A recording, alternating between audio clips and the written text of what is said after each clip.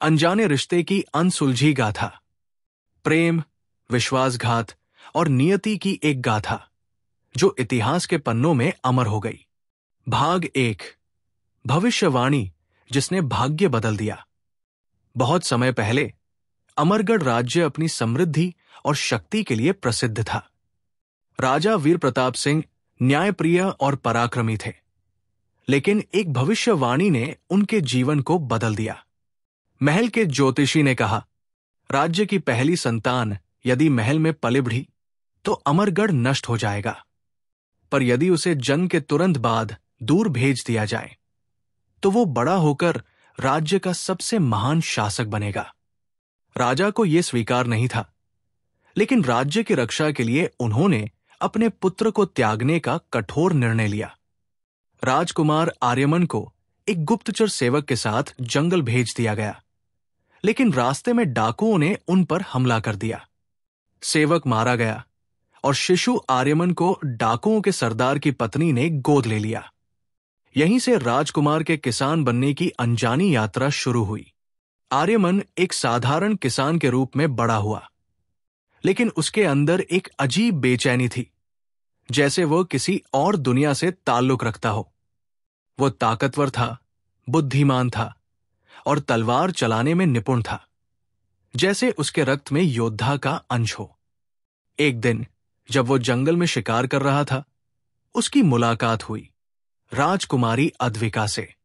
राजकुमारी अद्विका अमरगढ़ की शौर्यवान राजकुमारी थी, तलवार चलाने में दक्ष, स्वतंत्र विचारों वाली और दिल की नर्म। एक दिन वो अपने अंगरक्षकों के साथ जंगल में शिकार के लिए निकली। तभी अचानक दुश्मन राज्य के सैनिकों ने हमला कर दिया। राजकुमारी तलवार लेकर लड़ी, लेकिन उनकी संख्या अधिक थी। तभी अचानक एक अनजान योद्धा घोड़े पर आया और दुश्मनों को धूल चटा दी। ये आर्यमन था। जब लड़ाई खत्म हुई, अद्विका उसकी तरफ देखती रही। तुम कौन हो? उसने पूछा। आर्यमन मुस्कुराया। सिर्फ एक साधारण आदमी जो न्याय के लिए लड़ता है। लेकिन यह पहली मुलाकात ही थी जिसने दोनों के दिलों में कुछ नया जगा दिया था। राजकुमारी अद्विका ने महल लौटने के बाद भी उस रहस्यमय योद्धा को भुला नहीं पाई। वो जानना चाहती थी कि ये अनजान योद्धा कौन है, जिसकी आंखों में वीरता भी थी और अजीब सी पहचान भी। एक दिन अद्विका ने अपने सैनिकों को भेजकर आर्यमन को महल बुलवाया। जब वो महल पहुंचा तो उसकी भव्यता देखकर अजीब सी अनुभूति हुई, जैसे वो यहां पहले भी रह चुका हो। राजा वीर प्रताप को भी उसे देखकर एक अजीब सा एहसास हुआ। इसी दौरान अद्विका और आर्यमन की नजदीकियां बढ़ने लगी। अद्विका उसकी बहादुरी और सादगी पर मोहित थी और आर्यमन को उसकी हिम्मत और निडरता पसंद थी। राज्य के महामंत्री महादेव को यह पसंद नहीं आया। वो वर्षों से अमरगढ़ की गद्दी पर कब्जा करने की योजना बना रहा था। जब उसे पता चला कि अद्विका आर्यमन से प्रेम करने लगी है, तो उसने एक चाल चली। उसने राजा के कान भर दिए। ये युवक आम नहीं है। अगर ये सच में राजकुमार हुआ तो तुम्हारी गद्दी चली जाएगी। राजा ने घोषणा की, अगर ये युवक सच में राजकुमार है तो इसे 100 दुश्मनों से अकेले लड़कर जीतना होगा। पूरा दरबार स्तब्ध रह गया। अद्विका भी डर गई। उसने आर्यमन को रोकना चाहा, लेकिन उसने कहा, अगर मेरी नियति यही है तो मैं ये लड़ाई जीत कर दिखाऊंगा। युद्ध के मैदान में 100 दुश्मन सैनिकों के सामने अकेला आर्यमन खड़ा था। महादेव ने सोचा था कि वो हार जाएगा, लेकिन आर्यमन ने असंभव को संभव कर दिखाया। उसकी तलवार गरजी।